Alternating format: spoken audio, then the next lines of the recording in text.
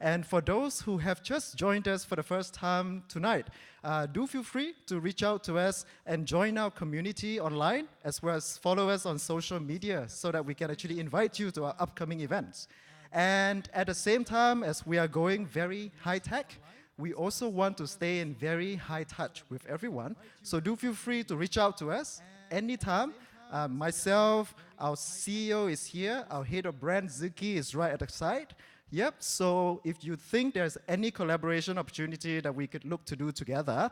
And we have also introduced a very good and amazing Humans of SGInnovate community board right on the side over there that you can always, anytime, whenever you pass by or have a meeting or have an event that you attend here with us, can leave us any thoughts on how we could improve, new topics that we can introduce, as well as whether you want to volunteer or talk to us about any matter.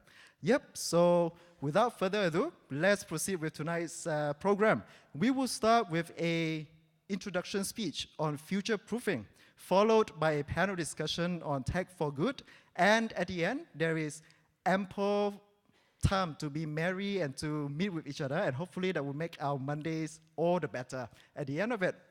So without further ado, I would like to now invite Mr. Chow Yen Lu, Executive Chairman of the Whole Tree Foundation, to share with us his thoughts on how future-proofing is a matter of the heart. Yen Lu, please. Thank you, Tuan. Thank you so much. Could I have the slides, please?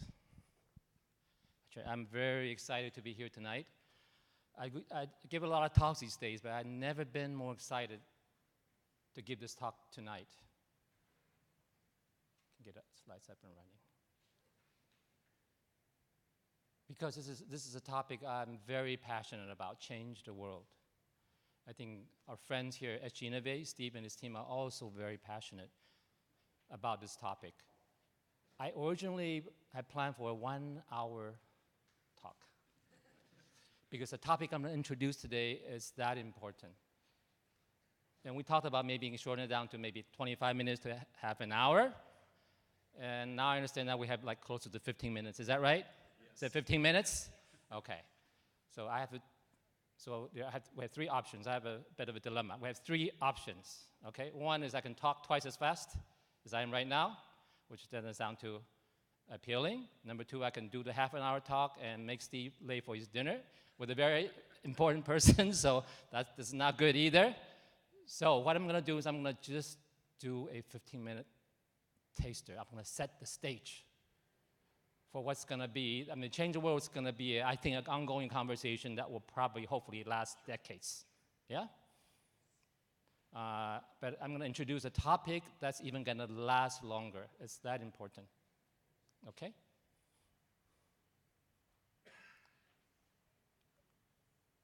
Okay, well, we all know about the industrial revolutions that we all gone through. We're all familiar with the first industrial revolution, which was kickstarted by the invention of the steam engine over 200 years ago. The advent of the modern manufacturing assembly line, powered by electrification of energy, usher in the second industrial revolution.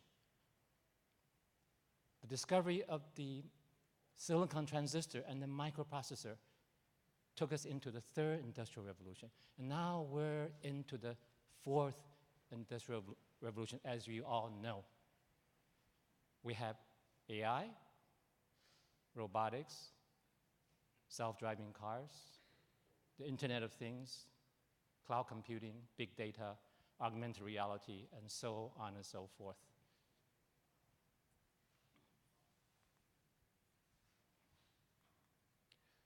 We have Siri, which you all have in our pocket, one version of another. We have chatbots. We have already have self-driving cars on the street. We have machines that can translate many languages. We have machines that can understand human speech.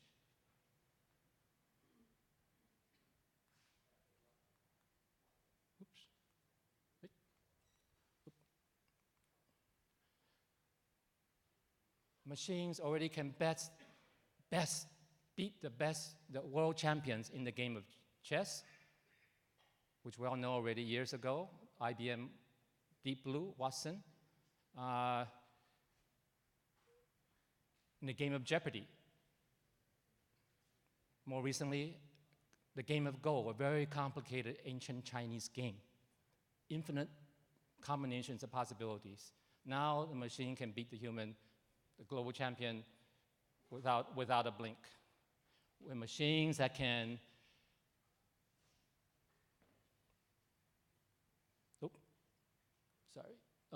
machines that can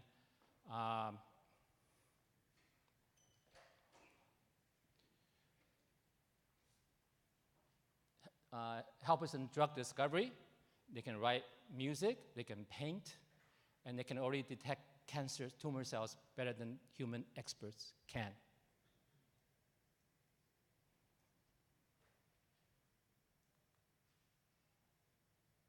It's not working. Okay. There's now been a constant drumbeat about jobs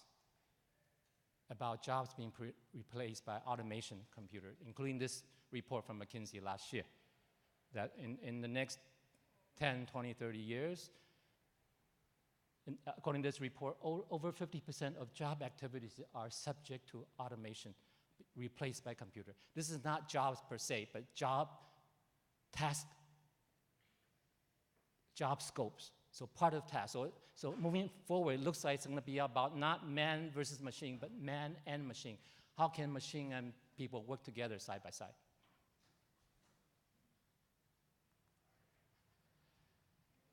Of course, we have singularity. Charlie's here.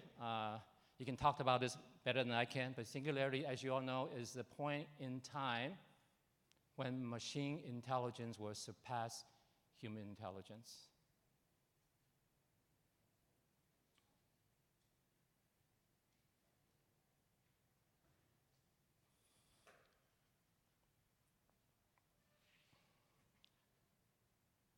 This is because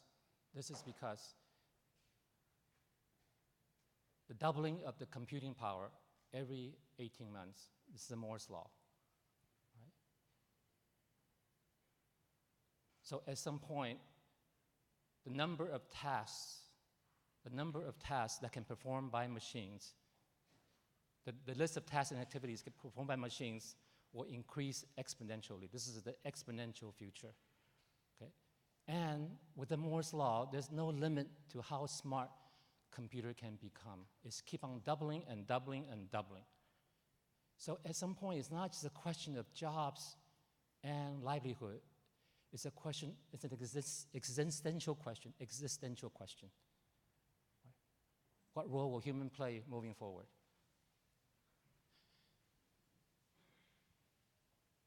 Meanwhile, our world, our planet, is facing unprecedented challenges.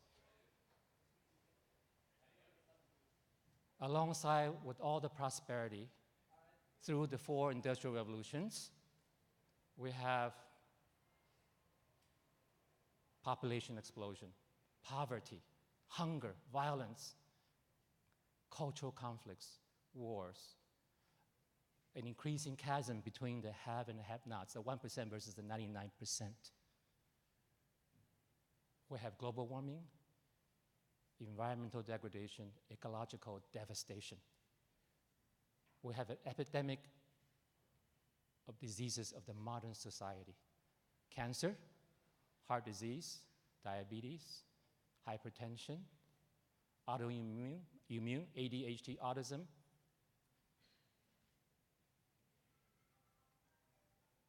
chronic stress and anxiety and depression. Sadly, most of these illnesses are man-made. Yes, they're self-inflicted. I just heard the other day, cancer is, of course, as you know, is one of the leading causes of death in today's society. 33% of the world's population will have cancer at some point in their life. That means that 1 out of 3 of us in this room will contract cancer. I know so many people that have cancer. Some have unfortunately passed away. 25% of young people in this world experience some form of mental health issues while growing up. More and more young people are taking their own lives. The youth suicide rate is going up dramatically. Suicide is already the #1 cause of death for young people in the United States today. 22% of children in Singapore have suicidal thoughts. We are not only at wars with each other, we are at wars with ourselves.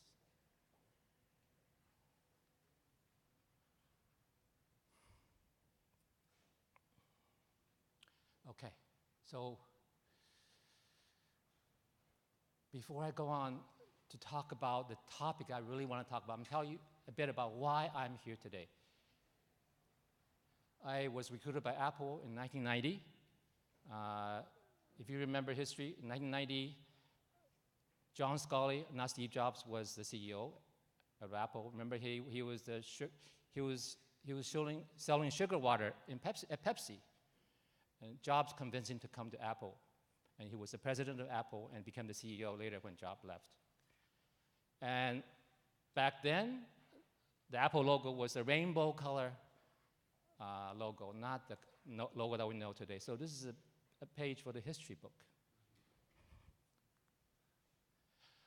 I was recruited to work at Apple on the early days of speech recognition and language processing, AI. I led Apple's effort in this area. In 1995, in fact, we developed a system, Chinese Dictation Kit, you can Google it, CDK, that won 1995 the Best Condex Asia Award.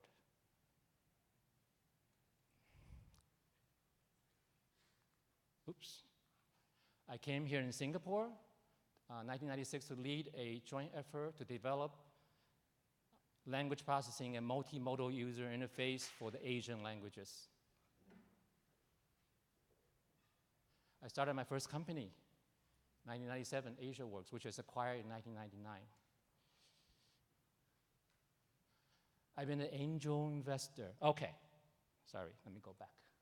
A lot of people, I got to tell this joke. So a lot of people ask me, you were at Apple for almost 7 years.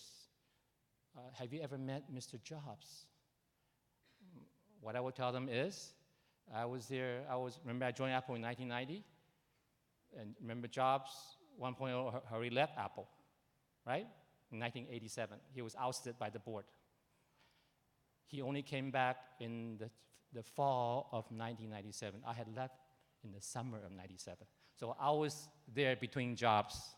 You get it? I gotta tell this joke. Okay, tell it so many times. Yeah, AsiaWorks was my first startup. I have since started multiple tech companies after that. Nowadays, I did angel investing starting over a dozen years ago. I've done deals across all different domains, all the way from mobile learning to augmented reality for fitness,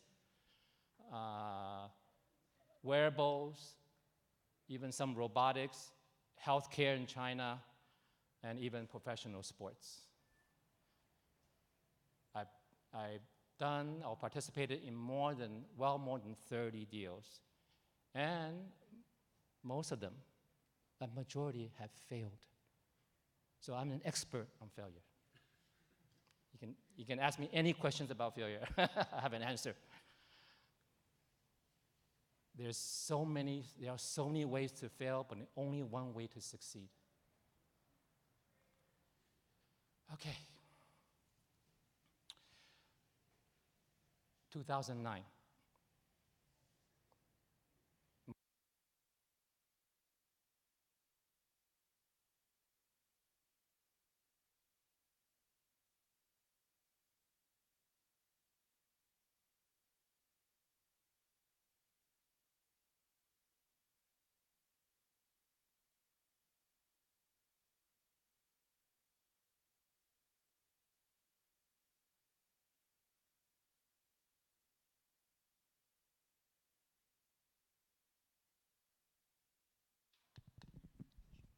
Thank you, Tuan. Okay, that's better. Can hear me. This very handsome young man on the right hand is our son and only child. He took his own life at the age of 26 after suffering for many years from manic depression. Very dark time, a very difficult time for us. A part of me died that year. But another part of me was awakened.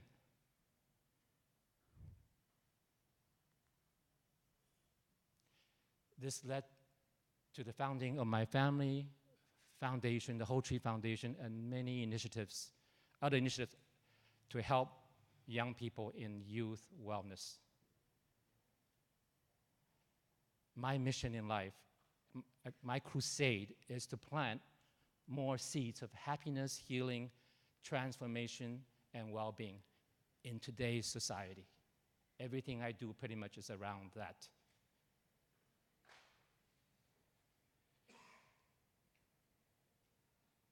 You know, life is precious, but life is fragile. Life is short.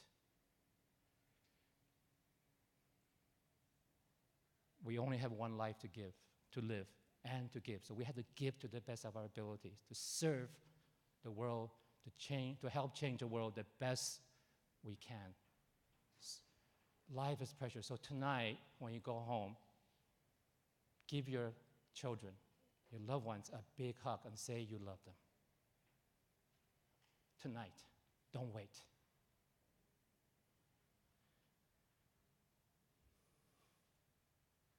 So, this has been my journey so far. I started out life as a scientist, engineer, like many of you in this room. Became an entrepreneur, became a VC, business angel, mentor and advisor to many, many startups, and also the government. And then, now I'm very focused on the social sector. I call myself a student of spirituality and the seeker of truth.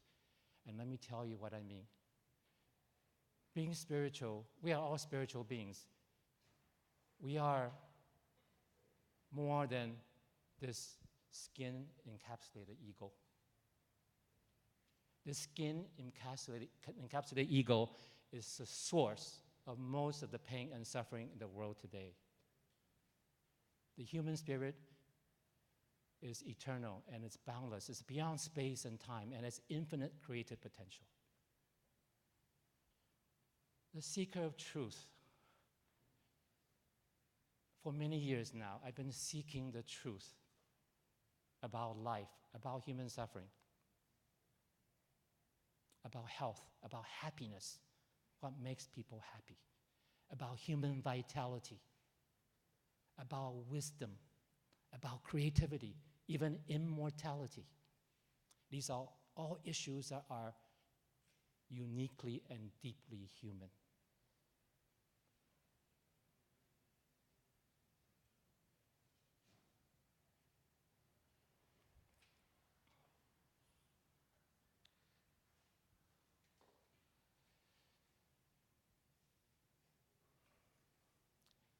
I've searched far and wide and deep into the past since the beginning of the dawn of human civilization for the deep truth, as I call it. I also call it the deep human. This is a search for the deep human. Today, I stand before you, and today I stand at the doorstep to the home of the deep human.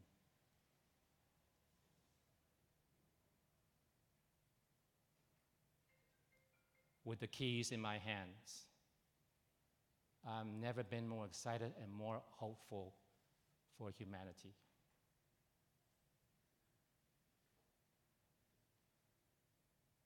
History is full of countless accounts of the deep human across all the ancient cultures. The deep human has access can harness this something called the cosmic energy for good.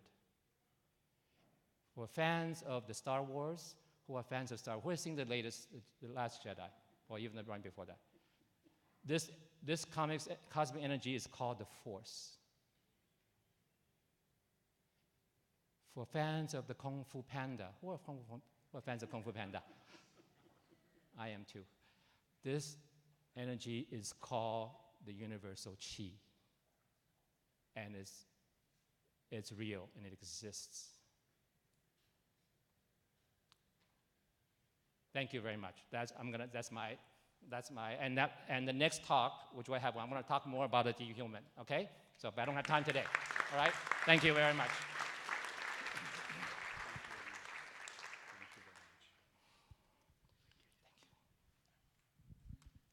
Thank you very much, Yinlu, for a very sobering story as we build our better world. So at this point, I would like to continue our program with our panel discussion on technology for good. We would like to have our panelists onto the stage with us. Dan Neary, Vice President Asia Pacific of Facebook. Thank you. And Charlie Ang from our Singularity U Singapore chapter. Yinlu, may we also invite you back to the stage for the panel conversation as well? We will be, in the spirit of the sharing economy, we'll have 3 mics among our 4 speakers. And lastly, I would like to invite Mr. Steve Leonard, our founding CEO of SGInnovate, who will help us to moderate the conversation. Steve, please. Okay. Well, thank you, everybody, for having the time with us here. And thank you, Yinlu, for sharing, obviously, a very personal story. And thank you for reaching out. And we will have more opportunities to discuss, so you can count on that. What I'd like to do is, I always want to try and start with a few questions that I'm thinking about that I hope will give you something to think about, and then I want to go straight to you, because the goal is not for us to share what we think, but instead to try and talk with you. That's why we try and keep these events at about this size in this place, because we want the interaction. And there is no right or wrong answer, it's just a matter of what we can try and share. So what I'm going to do is, in no particular order, I'm just going to ask a couple of questions. I don't like to introduce people. I prefer people to introduce themselves. So Charlie and Dan, we know each other for a while. Let me just turn it over to you. Just if you could give us the 30-second of what Dan is doing, what Dan is up to, and then we'll jump in with a couple of questions. Sure. So hello, everyone. I'm Dan Neary. I manage Facebook for Asia Pacific. I do it out of Singapore. I've been at Facebook for the last 5 years, but I'm a long-time kind of tech person. So before this, I used to run the region for Skype, and then I used to run it for eBay back in the early days. I've been in Asia about 25 years, and I'm delighted to be here. Thank you. Great. Charlie?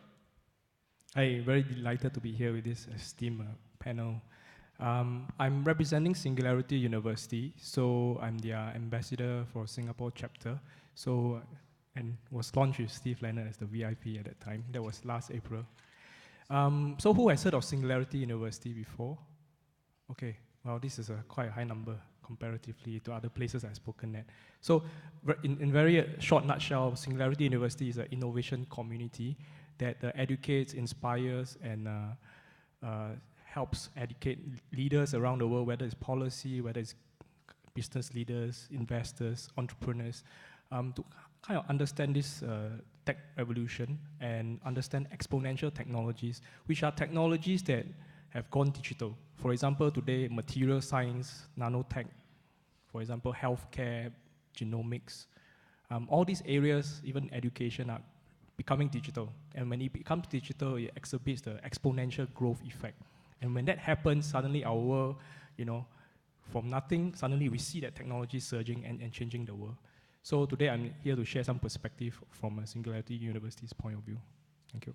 So the whole context for tonight is that we often become enhanced, entranced, in love with the technology itself, and many of us in the room find it a fascinating topic, and we're curious, and we'd like to learn more.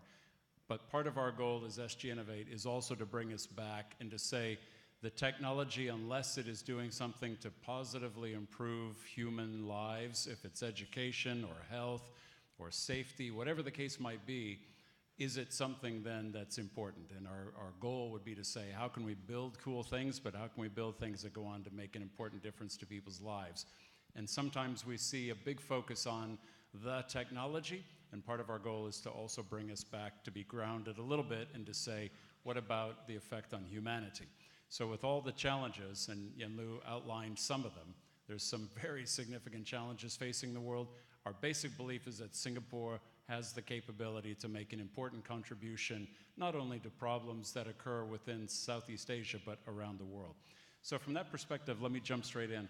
Dan, the organization that you lead, the company that you represent, has been hugely influential in thinking about society and the shape of society and the communication within society. And I'm not asking you to comment on Facebook, but just generally from the chair that you hold, how do we also think about the fact that people are relating to each other and learning more about what's happening in the world through a specific set of sources? This idea that what I learn is through the feeds that I have, the people that I choose to connect with. So the shape of society for the years ahead will be influenced more and more by perhaps a smaller and smaller group of individuals or sources. How do you look at the shape of society in the years ahead with the idea that we can share instantly around the world a message in the way that we couldn't very recently? Even before there was Skype, it took time for us to stay in touch. Now it's instant. How does the shape of society look to you as you look ahead? Yeah, and so first off, thank you for having me on the panel. I love the topic, and it resonates a lot with how we think about things at Facebook, and so I'm happy to tie it back to that. We would have a slightly different premise than I think, the world is becoming more singular, and, I think the way that we would look at it is, frankly, there's more access to more sources, more information than any other time in history. And if I just look at the Facebook, and for those that aren't close to it, it is perhaps one of the most mission-led companies I've ever had the opportunity to be part of. And that's important because the way that we look at it and the journey that we're on is how do we build communities and how do we bring the world closer together? In an earlier incarnation, it was a lot more emphasis around connectivity.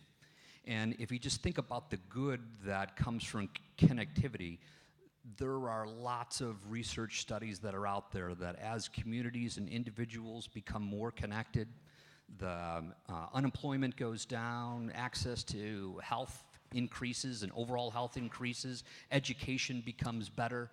It is a profound transformation. And so in the early days of Facebook, that was the dominating approach, was we believe that the world is, on the whole, better off as more connected, and what can we do to accelerate that? And so that's a little bit of the premise around sharing and the way that the Facebook platform and the products that it built was architected. And that's a challenge not only because there's connection issues, but if you think about it, in most of the world, and about half the world isn't connected, most of the world, you find that there are problems with access to the internet. There's problems with affordability. But interestingly enough, the number one problem is people that aren't connected don't necessarily understand the value of being connected. And they don't understand that if they're a rural farmer, they have the ability to understand the weather patterns better, to market their products better, or to give access to education for my children. So as we dig into the connectivity issues in the early part of kind of our incarnation, there were a lot of blocking and tackling and initiatives that we put together, which are still a focus for the company today, but it's challenging. The one that oftentimes I think that is missed is while a lot of companies talk about the benefits of connecting an individual and the benefits to that individual or community, I also think about things a little bit more profoundly on from a humanity standpoint.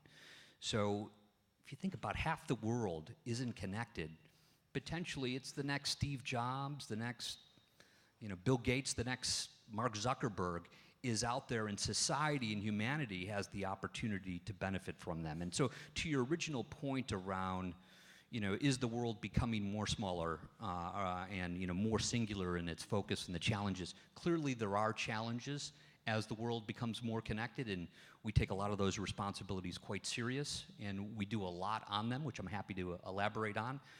But I think as we sit here today, the world is a much better place and will continue to be a better place the more connected that we are. So when we think about important challenges, one of the areas that we're thinking about, so Charlie, singularity, billion people. How do we help a billion people, not how do we do something for a relatively small slice? Healthcare, education, access to food and water of the right quality and right health attributes. How do we think of these things, and how can Singapore play an important role in making a difference to people around the world? Thanks for talking about our motto. That is, SU's motto is actually helping to improve a billion lives, and using exponential technology. I like to think of it this way, that by default, the world is going into a collision mode, a crash course. Why is that? If you just understand these three lines, the first line is that the world population is growing from 7 to 11 by the end of this century, most of them in Africa and the emerging Asia. The second line is that it is expectation of quality of life is increasing. So for these 7 billion people, the average quality of life is increasing. But yet, on the reverse side, there's one line that's going down, and this is very worrying. And this line is the environmental impact and climate change, right? So if we are going along this trajectory, then the world is going on a collision course. Our the world is going to burn, and more people are going to suffer. You have this climate resource wars and political conflicts and all these things. So I see that by default, we are on this crash mode, unless today we are really talking about driverless cars. But let me use this analogy, that the human driver has fell asleep, and the co-driver now is the technology to take over, to make sure that we steer away from this collision course. So I don't see this as being a good to have. I see this actually as solving an existential risk, because how do you support 10 billion people and 11 billion people, but yet increasing people's quality of life without reducing environmental impact? In fact, any company today, largest companies are a few $100 billion. The first $1 trillion company, the $5 trillion companies will be any company that is able to bring whatever they are doing to more people, while at the same time reducing or even eliminating climate impact. So that's why, largest companies in the world, many are digital companies, because they have very little environmental footprint. So now I have to bring in Yen Lu, because you were early in artificial intelligence. You were thinking about the what we would call China market, but before it became the most exciting and hot market. So now I'm going to pick up on Charlie's point.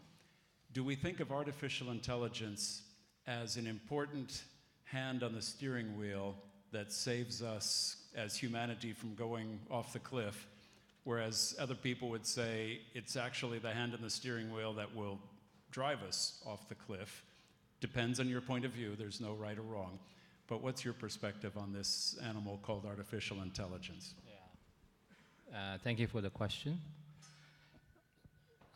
In my last slide, I had deep tech and deep human. I forgot to talk about the deep tech part. Many people, especially those in the tech circle, think that technology is a solution to all the world's ills.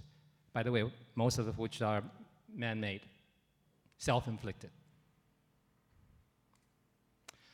I won't argue with that, because technology can solve a lot of problems, and they are solving a lot of problems. But sometimes technology itself, as you know, also creates its own set of problems. We've seen that every day. Yes?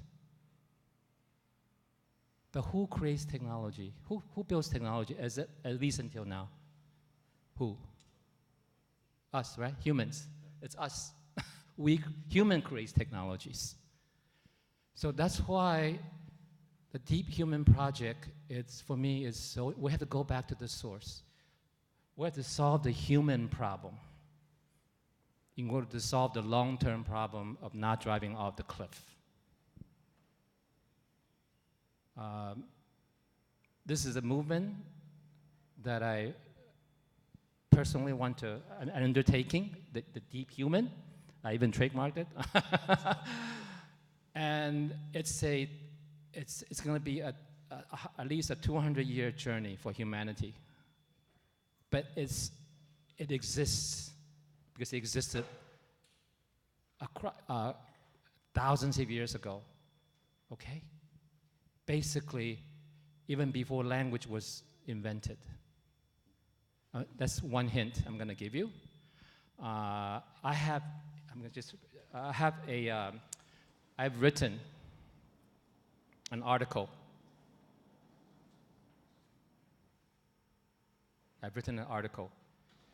The subtitle is Reawakening the Deep Human. I have copies here, just fresh off the press. It's being published in the birthday book, the Singapore publication this year. This could be the first chapter in a book on the deep human. So anyway, I think I bought about 100 copies. Feel free to take one after this, and also feel to make prints for your friends. What I'd like to do is, I've got other things that I'd like to ask the folks on the stage, but I want to go to the audience and see what questions are in your mind. So part of what I'd like for us to think about, what happens if automation continues as it will to rise and jobs are changed, which is guaranteed. The question is, do we think about universal basic income? Do we think about defining ourselves in different ways? Because when we go to an event or a party, the first question, or for sure the second question, is, what do you do? And we define ourselves, I'm an investor, I'm a founder, I'm a scientist. So what happens when how we think of ourselves changes? So there's all these things that we'd like to continue to think through, because building for humanity is important to all of us collectively. Let me go out and just see, does anybody want to throw a question at anybody on the stage? Because I'd like to get you more involved and your questions more involved. Please. And because we're small enough, you can shout it out and I can... Actually, I'll give this one to Charlie. I'm going to preface it with a comment and then give you the question. So one of the things I'm observing is that as we look at artificial intelligence, machine learning, actually how it's structured and built, is it reflects what has been in the past. And the fact is our past is filled with bias. So that our algorithms we're building actually reflect that bias. And what's really become clear to me is that in technical education today, and among people in tech, what's woefully missing is broad-based education and ethics. How can we address this issue? Because otherwise what we're going to do is we are going to convince ourselves that we have built these algorithms that are unbiased, that are fair, that are, that have equity at their foundation, because they're just dealing with data. But really what they do is they reflect our biases. Well, I think this is a very important question and a critical question that we have to address along the way. I think if you are talking about tech education, then we're really talking about tech education, but tech people has to understand more about social sciences. And conversely, if we are just talking about arts people, they have to know more about technology. We have to see this conversion coming along, because this issue or this challenge we are faced with is not one-dimensional. It's multi-dimensional. In fact, I call this the reinvention of everything. In fact, I call this, what is the everything 4.0? Because in this new world, that in the fourth industrial revolution, we'll see industry 4.0, we'll see business 4.0, politics 4.0. Even the nature of family will change. So it's really a huge societal problem. And I don't see this even just at a tech level. Everyone should be involved in this dialogue, just like what we're doing here, but on a global basis. And there's no one answer, because we are going at a very, very fast rate. And yet, as we are speaking, many of the systems are breaking down. The environmental system, the economic system, the trade system, everything is actually, very rapidly it has to transform, or it will fail to meet the challenges of the future. So I think everyone has to be educated on all these issues, and Last year, I wrote an article called Preparing for Singapore 4.0, and it's actually talking about how from a 3.0 world, very rapidly we're moving to 4.0. Yet, almost all of us, our mindset is still based on 3.0. What is 3.0? It's everything that we are used to, we have been using, we have been doing every day today. But in the next 15 years, we'll move to a very 4.0 world. And if we don't put our minds to it, we don't create this 4.0 world by design, actually it could become a very unpleasant 4.0. So just now, related to Steve's question about how Singapore can play a part, that's why I thought, and very importantly related to SGInnovate's mandate, is that how Singapore can harness our engineering, our creative, innovative talent to be the innovation hub for the world.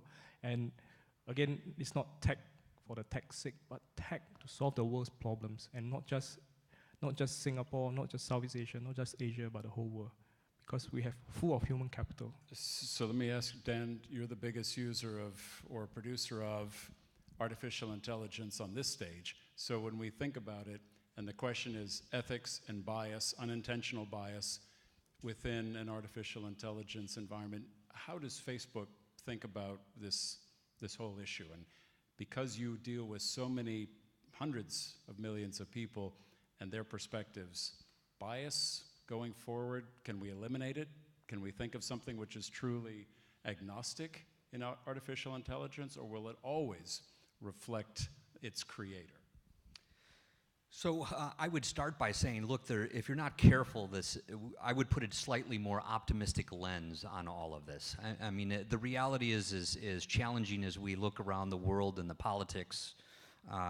Look, life expectancy has never been longer than it is today. Education has never been better. Wartime death has never been at a lower point.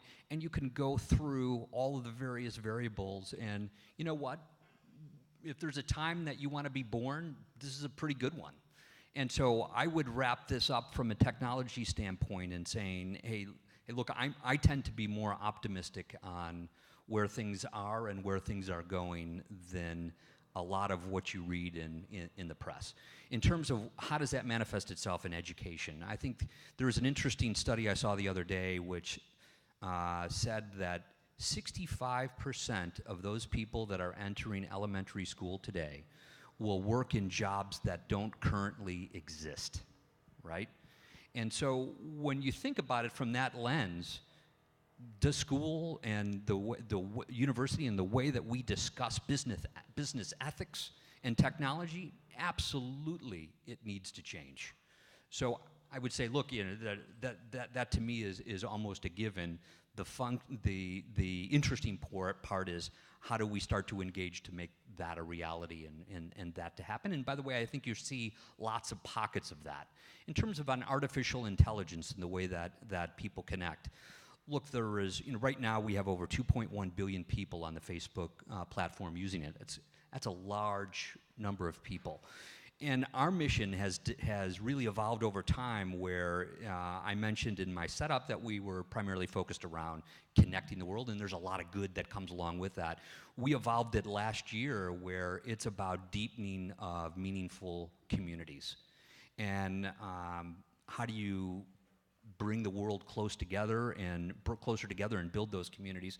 And look, there are a lot of algorithm issues associated with it in artificial intelligence. We announced last week that, and we're constant students of this, and by the way, if we don't create the right environment for people to share and connect, our whole platform goes away. And we know that. That's not part of what we want, and that's not part of our mission. To Mark's credit, Mark always talks about things from a commercial perspective of, hey, look, we don't build product to make money. We make money to build better products. And that's not just a statement. I really truly believe that's real. And last week we announced something where we said, look, we think that meaningful connections, friends, family, are more important than and better for you, frankly, than a lot of the passive connections that we're seeing take place on the marketplace or on the platform. And so we're constantly tweaking our algorithms.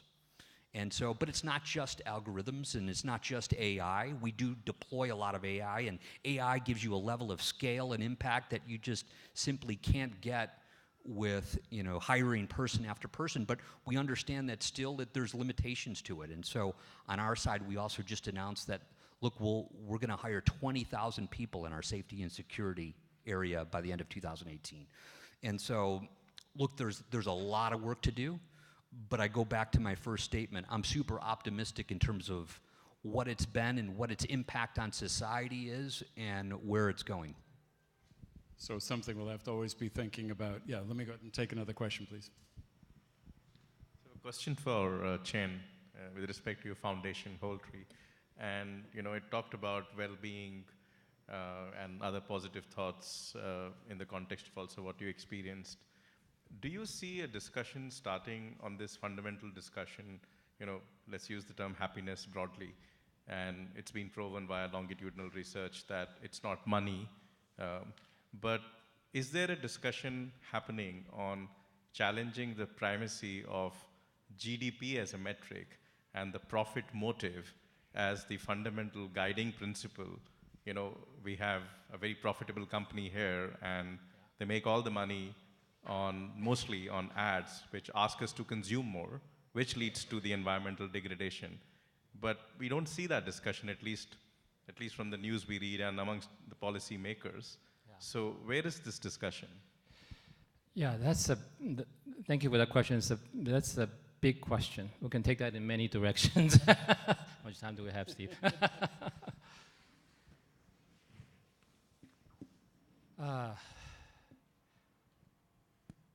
Okay, so in that article, I talked about we need to replace hyperconsumption with conscious consumption. And we need to think less about me and myself and more about we.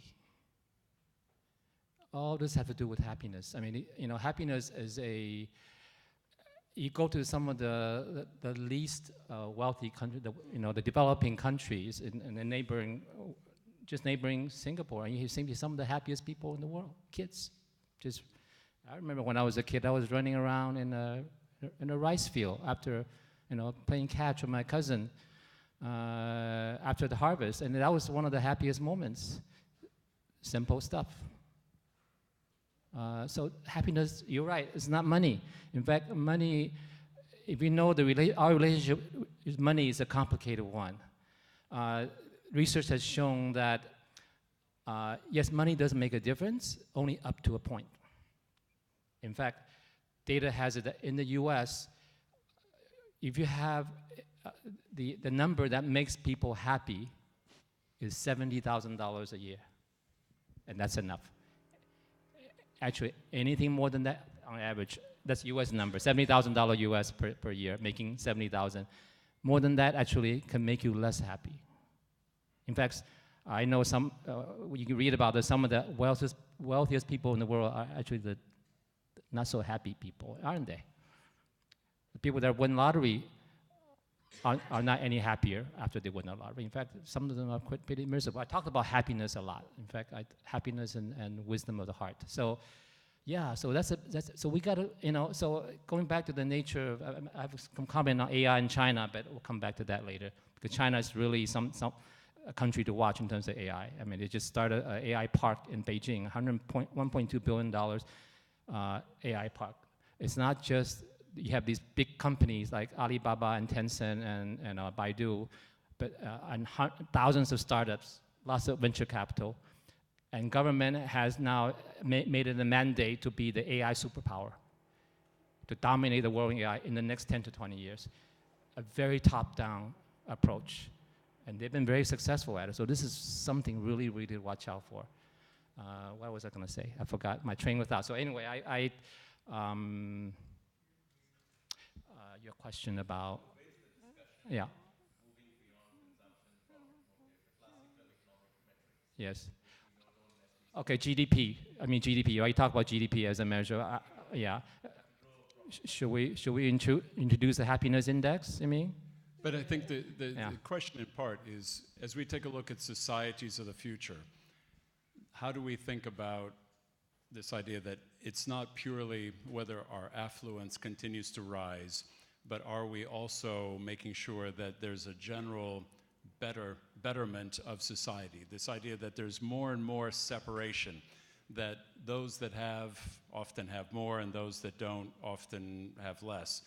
And one of the great equalizers and one of the things that could be possible is how do we think of the role of connectivity, back to Dan's point, education, healthcare, but sometimes these find themselves as being the domain of more affluent or more developed countries. Taking a look at the fact that many in Indonesia are unbanked or underbanked. So having capabilities to receive more, but without that basic first step, so whether it's Philippines or Indonesia or Laos or Cambodia, there's challenges. And that's part of what we're seeking to think through, is the rush to the latest, newest, coolest technology. Teammates of mine just came back from CES. There's more cool things than ever. But the question is, are people better off? Are people healthier? And I know, I take Dan's point about longevity, but there's also a scenario where for the first time in human history, more people will be over the age of 65 than under the age of 5. Now that's a complete inversion because people are living longer and fewer babies are being born as a general statement around the world. But the challenge is that there's then chronic care conditions that people have to experience. There's fewer people that are contributing into an ecosystem because there's more people that are receiving from than are contributing to. So there's a big change in society. Then automation means that fewer people are going to define themselves by what they do. There's one school of thought that says we all think big thoughts and we paint and we study literature and we're all moving up the intellectual curve. There's another school that says there's riots because people need something to identify with. So we're just trying to think through and tease those out a little bit. So I think the discussion is part of what we're trying to foster. So let me keep going. I want to try and pull in because otherwise we'll talk. I'll go here first, sir. Yeah. So forgive me if I get it in the wrong order, but Tuan, you'll help me. Hi, I'm Dan. I'm building a gamified learning platform on the blockchain. It's quite a funky AI question. So one of the points there is around distributed consensus.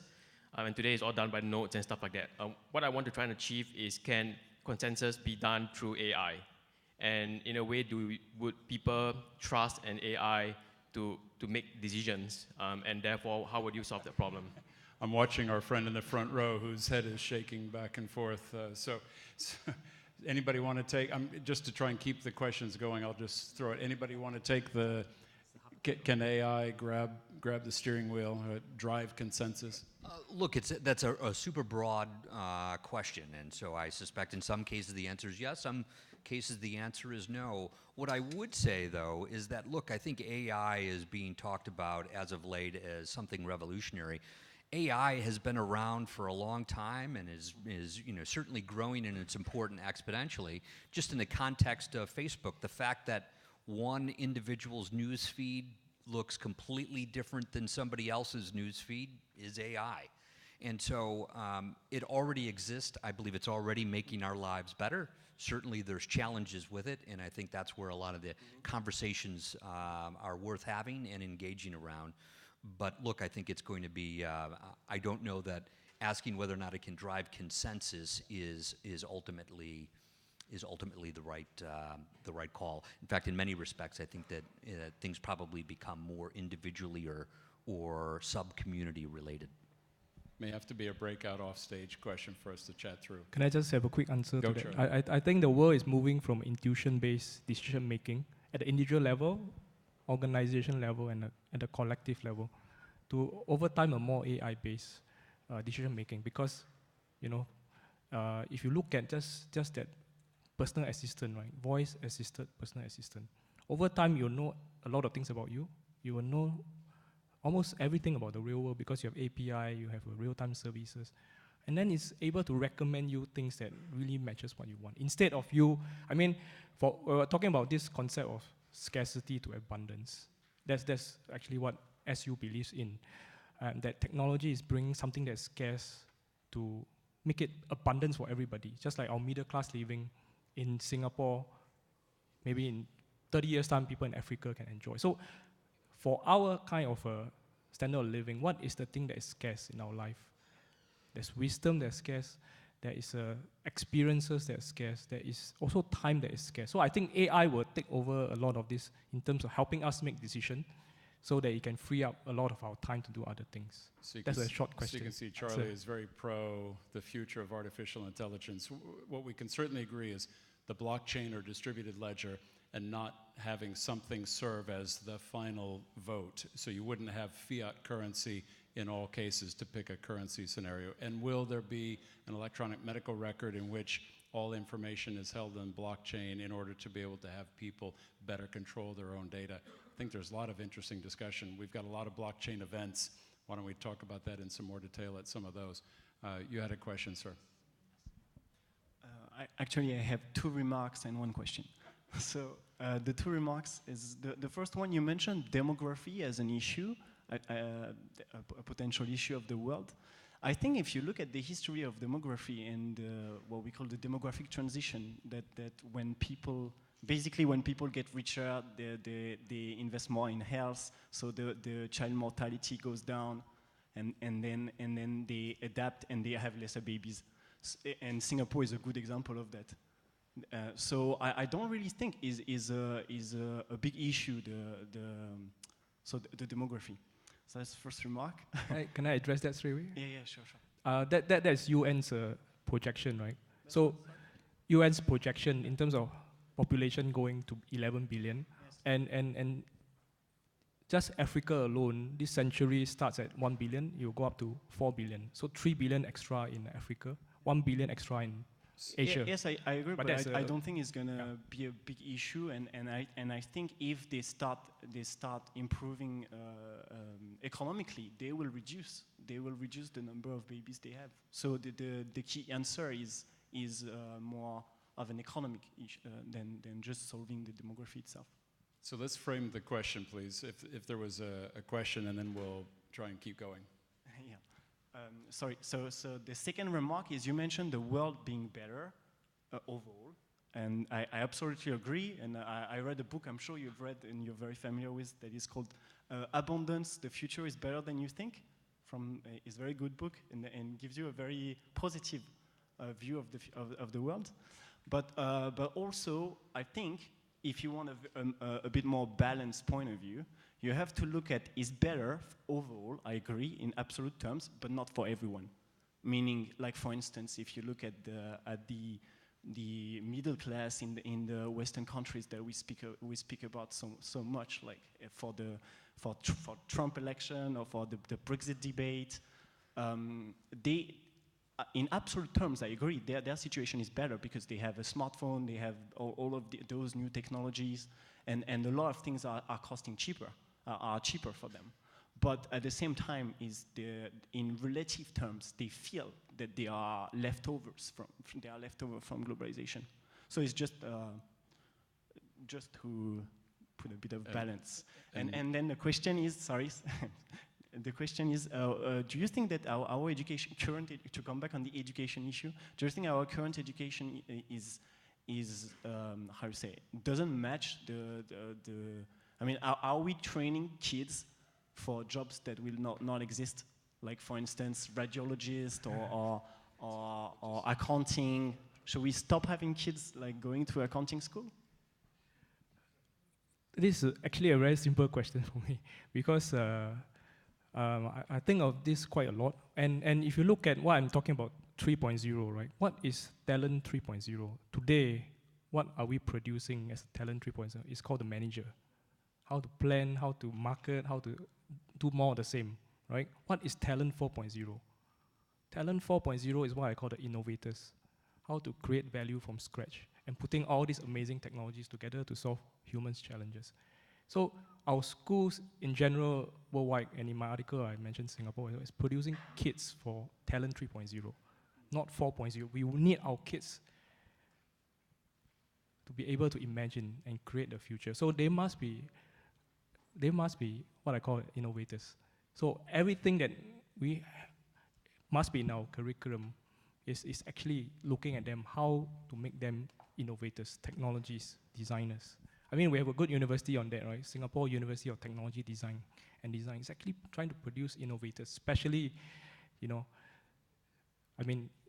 write and to benefit from this fourth industrial revolution. Did you want to? Yes, I would want to do that. have a short one. The answer is clearly no. Because we have an education system that was developed for the first industrial revolution, and we're now in the fourth industrial revolution. So we're 3 generations behind. Nobody can argue with that, right? So clearly it has a lot to catch up on. Okay, another, yes. I'm sorry. Thank you. So this question is for everybody on the panel, and it's about equity and the next billion users. So how do we design for the next billion users when we are not the first, when we are not the next billion users? Because as inequality increases, we in Singapore, we're getting further and further away from this group of people. And there's been a lot of criticism, for example, hackathons in New York City, designing solutions for refugees, where not a single refugee was consulted. So my question is, how do we design products for this group of people when we aren't part of the group? Dan, do you want to grab that one? Sure. Look, I think that the challenge is pretty obvious. How do you make sure that you have proper representation in what it is that you're building? When I look at it through a Facebook